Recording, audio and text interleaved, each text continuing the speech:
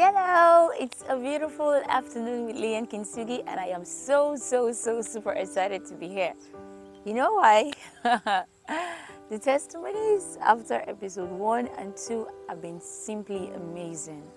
Like, God is doing His work, God is having His way, and that makes me super grateful that, yes, it's accomplishing the purpose for which it is sent, and I'm happy about that. So I appreciate you. We are on episode 3. Okay, like I said when I started this, it's not a sweet story, but it's my life story and what I went through, and I am so glad by God's grace that it's yielding positive results at this time. Okay, so after I fornicated the first time, I was so down. After some time, I began feeling guilty, very terrible. Like, I felt like, Jesus, what have I done? What kind of thing is this? Like, how did I get into this? How did I come to become what I am? Because it didn't stop at the first time with that guy. There was a second time and there was a third time. So I was just dying, like going down the drain. After the visitation of mommy, I came to the realization of myself, like, good, great.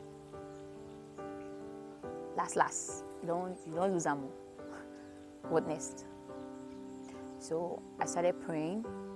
I started asking for forgiveness and mercy and everything. And while I was doing that,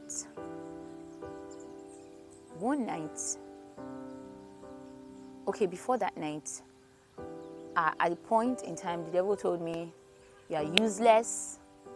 How can you, Shola, that everybody love, everybody is hyping, everybody is talking about, everybody is, how can you now say, can you imagine, you have become nonsense. In fact, just kukuma die, just kill yourself, just hang, let's know that you are dead, because I don't even know what you are living for. All your dreams have been shattered. The devil reminded me of so many things that has already happened to me, and I was like, yes, it's true, maybe I should just die.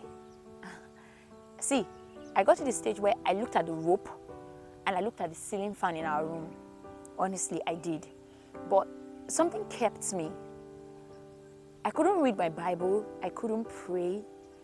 I was just so pained. I felt like God is so disappointed in me and God wouldn't even hear my prayers. And there was this song by Domoin, Grace is Enough. So that was the song I was now playing. Grace is enough for me. When I feel unworthy, so undeserving, still I can come and everything. As I plan, I will feel good that moment. The next, I'm feeling terrible. I feel like the devil will point to all the sisters that are chaste to you. See that one? See the other one? See that one? Not be the same life they call live with you. Not be the same. My dear, it's just like I should just kill myself, because that was what it was. Now, the guy I was with then, that same guy, knew I was going through a whole lot, that he had to suggest, okay, since you are feeling this way, yeah, let's go and confess to a Catholic priest, because he could see the pain and everything, and he doesn't really understand. I just told him, no, you don't really have to do that. And bit by bit, I was getting to pick up. I was still apologizing. Then one night, I would have to share my dream with you. I had a dream. In that dream, I found out that I was in Samaria. I don't know Samaria, but I saw it in the dream. And I saw the woman at the well. But I didn't see the woman at the well. I saw myself as the woman at the well. I was wrapped. I covered my face. I was wrapped. I carried my pitcher, the water pot. And when I got to the well, I saw a man sitting there. And when I got there, I was trying to get water. And then he started talking to me. No, John 4. Only small part. I don't say I read John 4. That's all. But I found out that the same things that were being quoted in John 4 was what I was quoting in the dream. And he was talking back to me. And the last words he said was, if only I knew who it was that speaketh to me, and that it could give me a living water. And while he was saying that, I was just looking at him. So the conversation continued, and when I woke up from the dream, I heard a voice. this is the second time I was hearing the voice of God. The first time I heard his voice, he said, I will never leave you nor forsake you. And his voice is not thunderous, and his voice is thunderous. I don't know, maybe he uses it when, when he wants to do some kind of manifestation. But I tell you that the first time I heard it, it was so calm. It was so like a voice that can calm the storm, and at the same time, the voice can speak the whole world out of existence. Yeah, and he told me that I will never leave you nor forsake you. And so this was the second time. And the second time he said, I am going to make you the woman at the well. For me, honestly, at that point, I didn't understand it. So I just look at it like, I apologize for one, you did tell me about many, And I got that realization that day. And the truth is, that dream didn't take time on my mind. I forgot about it. And then my life continued.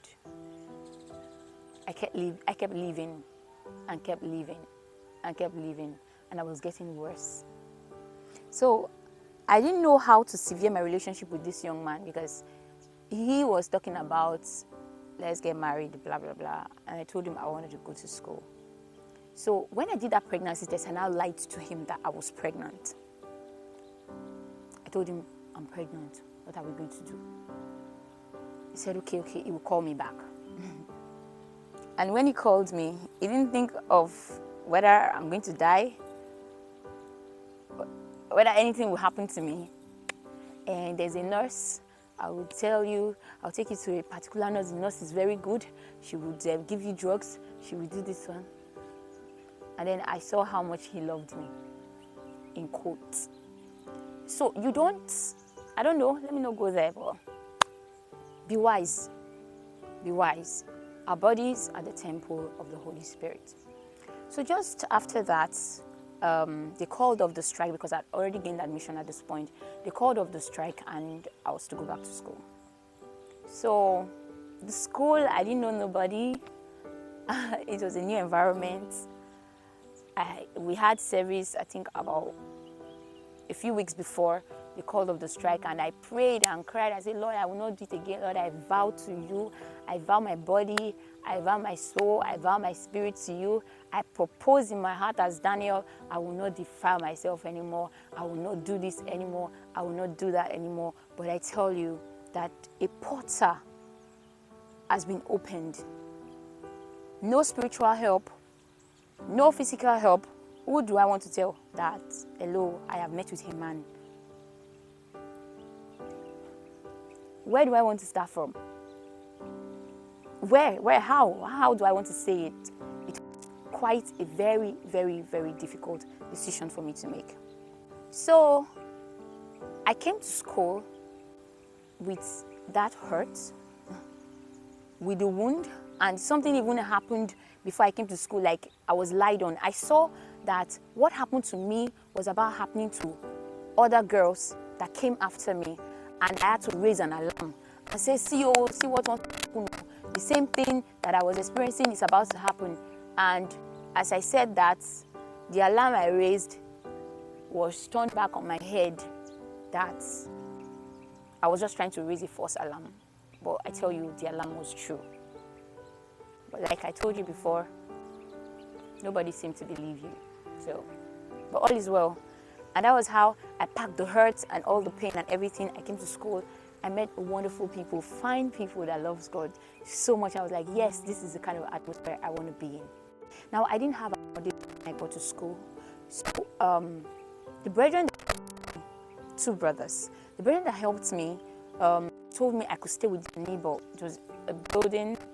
It was like a twin hostel, but it was just one room that these brethren have their brother. So they told me I could stay with their neighbor. And their neighbor has a boyfriend that comes to the house, boyfriend and girlfriend, they do it now. They come and and I'll be in the room, that kind of thing. So they were living, fornicating and all that. But most of the time when they want to do such a thing, I will move over to the brother's room, and then they will do their stuff, and then I'll come back. And the atmosphere you stay in, I think, matters a lot. It has a lot to do. So while I was staying there, My attention now wasn't about school that time. I was trying to do my clearance and all that. But then my attention was now towards the brothers that were around me, because they now became my friend, my family. This person is not a believer, nothing. Most times I was in their company when I'm not going to school. I was with them and all that. There was a particular one I was always with. So it now brought my attention to this person, like, and I started having some kind of feelings that were unusual. So this person became my friend. We go to school together. We come back from school together. We gist. He would tell me about the department. He would tell me about this. Tell me, open my eyes to so many things around. And that was how the attachment started coming. But I thank God that God gave the grace to overcome that. Nothing last stupidly happened. God was just merciful to me. But it didn't stop there.